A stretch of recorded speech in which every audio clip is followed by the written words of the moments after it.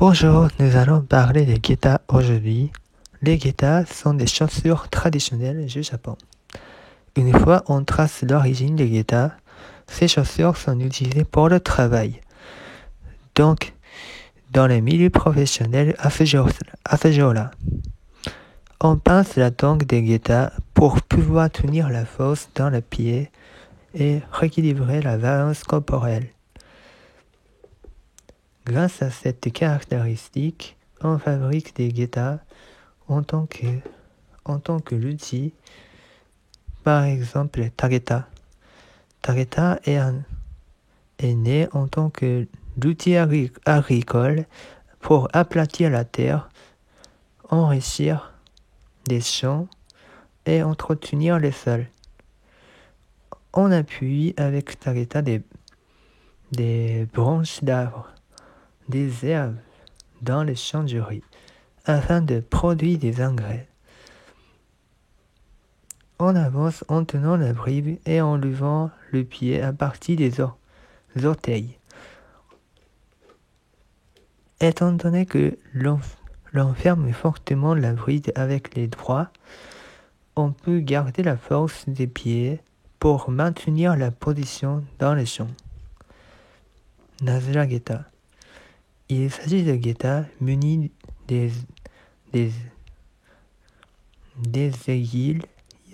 aiguilles sur la semelle. Cela permet de pêcher des barbus et des limondés. Quand on marche dans les eaux peu profondes, les épingles sous la semelle de Nezura Geta peuvent transpercer des poissons. Ashioke. Il s'agit de getas sous forme de baquet, ce qui permet de lever des légumes et de rincer des mûriers de cygne dans Ashioke. C'est un type de plante qui fabrique des feuilles traditionnelles japonaises. Ce fonctionnement se trouve souvent dans l'eau. Par exemple, dans les cultures des nori, les feuilles d'algues de la mer.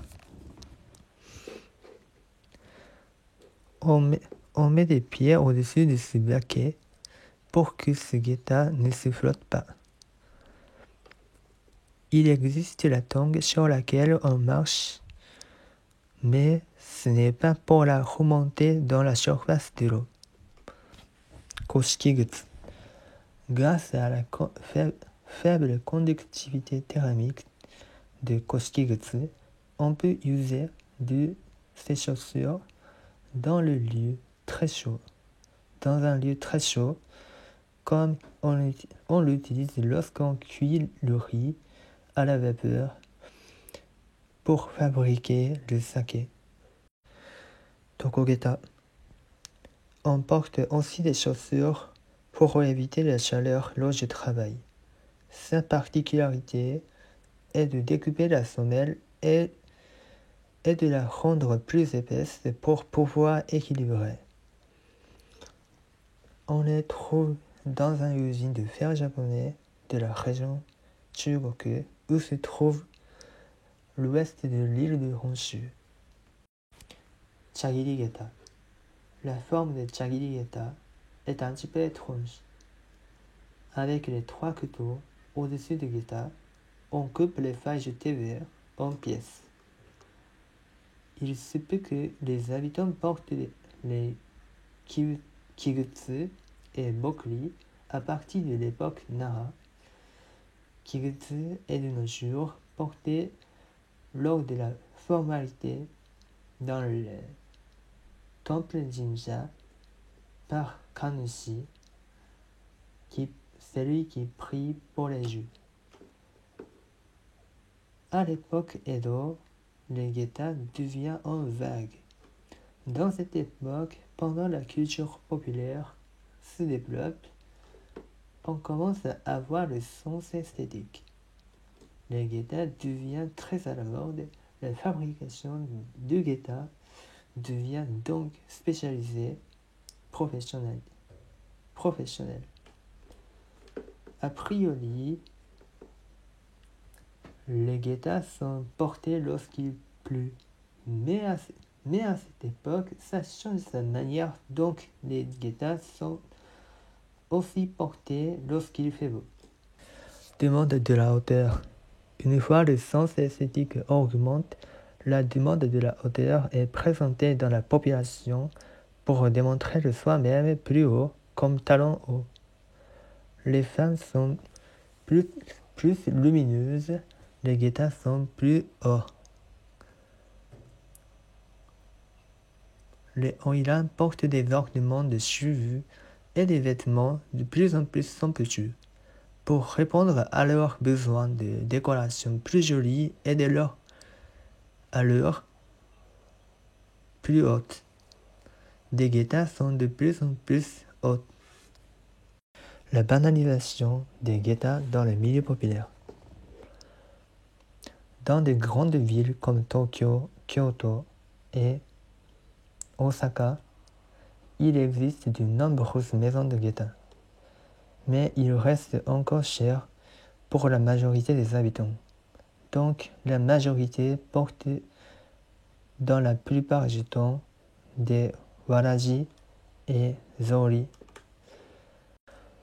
Dès le milieu de l'époque Meiji, le gouvernement de Meiji publie une loi d'interdiction de marcher sans porter des chaussures. Cette loi encourage la fabrication des guettas en utilisant des matières moins chères qu'avant qu'ils aient été, comme Matsunaga Geta à Hiroshima. Les guettas se pénètrent dans la vie de tout le monde. Passé à l'époque des chaussures européennes. Après des années 30 de Showa, entre 1955 et 1965, on trouve la mutation des chaussures. Les habitants commencent à porter des chaussures au style européen à la place des guettas. En même temps, c'est l'époque de convergence du style vestimentaire. On porte des vêtements européens comme aujourd'hui, au lieu de porter des kimonos et des vêtements traditionnels japonais. Par conséquent, ce changement rend les kimonos plus spéciaux. Le coût des kimonos augmente, les occasions de la portée des kimonos baissent. Les kimonos deviennent spéciaux, chers et lumineux. Dans ce cas-ci, aujourd'hui, la place des kimonos change socialement et améliorée. De plus, les kimonos et les guettas reviennent à la mode. De nombreuses personnes profitent de mélanger le style vestimentaire japonais et européen, non seulement de porter des kimonos et des guettas. Cela est donc l'article de mode. Merci d'avoir tout regardé. Si cette vidéo vous a plu, n'hésitez pas à mettre la liker et partager cette vidéo. Et je vous dis à la prochaine. Au revoir.